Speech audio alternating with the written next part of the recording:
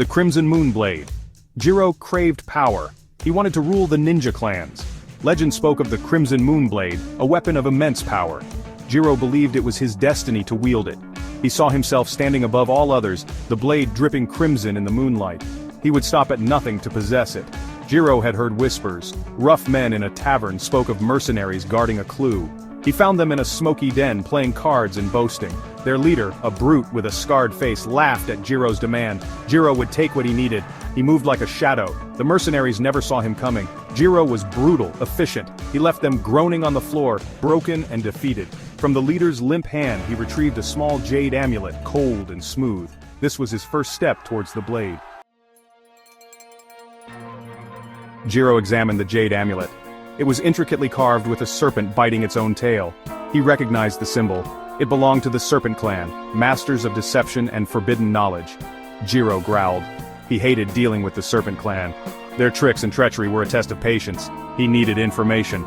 Someone who could decipher the amulet's secrets. The image of Taro, the Serpent Clan scholar, flashed in his mind. Taro possessed a scroll, rumored to hold the location of the Crimson Moon Blade. Jiro set his jaw. Taro would tell him what he needed to know. Jiro found Taro in his secluded mountaintop dwelling, surrounded by scrolls and ancient texts. Taro was frail, but his eyes held a sharp intelligence. Jiro demanded the scroll. Taro refused. He warned Jiro of the blade's dangers, of the darkness it held. Jiro scoffed. He feared nothing. Jiro attacked. He was a whirlwind of fury, his strikes swift and brutal. But Taro was no ordinary scholar. He moved with surprising agility, dodging and weaving, using Jiro's strength against him. Their fight was a dance of shadows, each strike met with a counter. Taro pleaded with Jiro to see reason. The blade was not a weapon to be coveted, but a curse to be avoided. Jiro laughed. He would be the master of the blade, not the other way around. Their fight intensified, the air thick with the sounds of clashing steel. Finally, Jiro landed a blow, disarming the scholar. He pinned Taro to the ground, his hand a vice around the old man's throat. Jiro demanded the scroll. Taro, gasping for breath, pointed to a hidden compartment beneath the floorboards. Jiro released him and retrieved a weathered scroll. He vanished into the night, leaving Taro shaken, but alive. The scroll, he believed, would lead him to his prize. The scroll spoke of a hidden temple deep within the Forbidden Forest, a place of ancient magic and deadly creatures. It was said that the blade was guarded there, protected by spirits bound to the forest. Jiro didn't believe in fairy tales, but he followed the scroll's directions.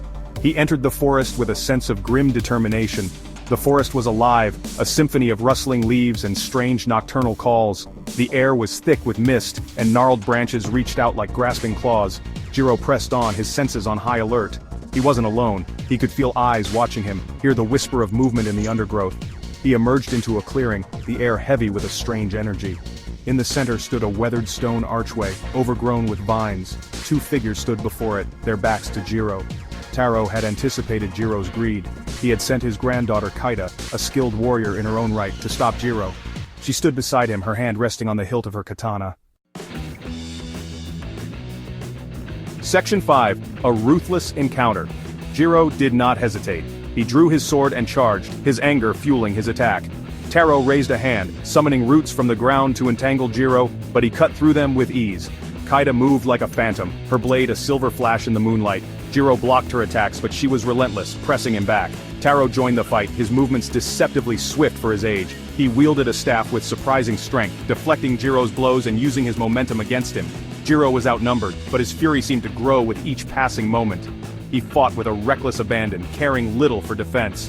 Jiro roared, a primal sound of frustration and rage. He pushed Taro and Kaida back, his attacks becoming more desperate, more brutal. He was a force of nature, unyielding and unforgiving. But even a storm could be weathered. Section 6. The Spectral Guardians.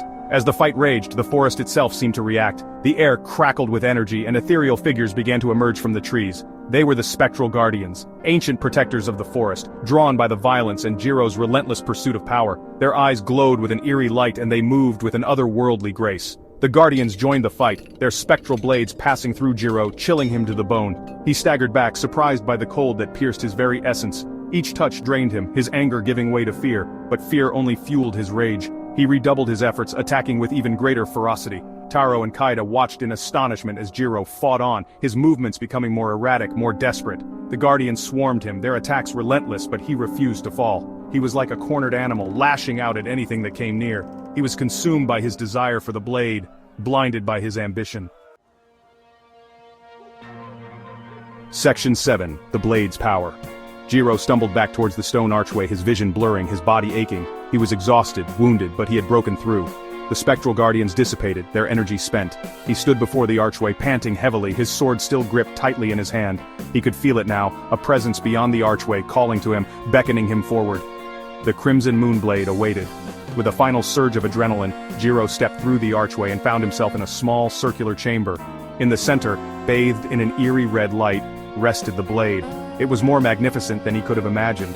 The blade pulsed with a life of its own, its crimson surface reflecting his own distorted image back at him. He reached out, his hand trembling with anticipation, and grasped the hilt. A surge of power coursed through him, unlike anything he had ever felt before. It was intoxicating, addictive. Section 8. The Monster Within. Jiro closed his eyes as the power of the crimson moonblade surged through him. He felt invincible, unstoppable. The blade was everything he had ever desired and more.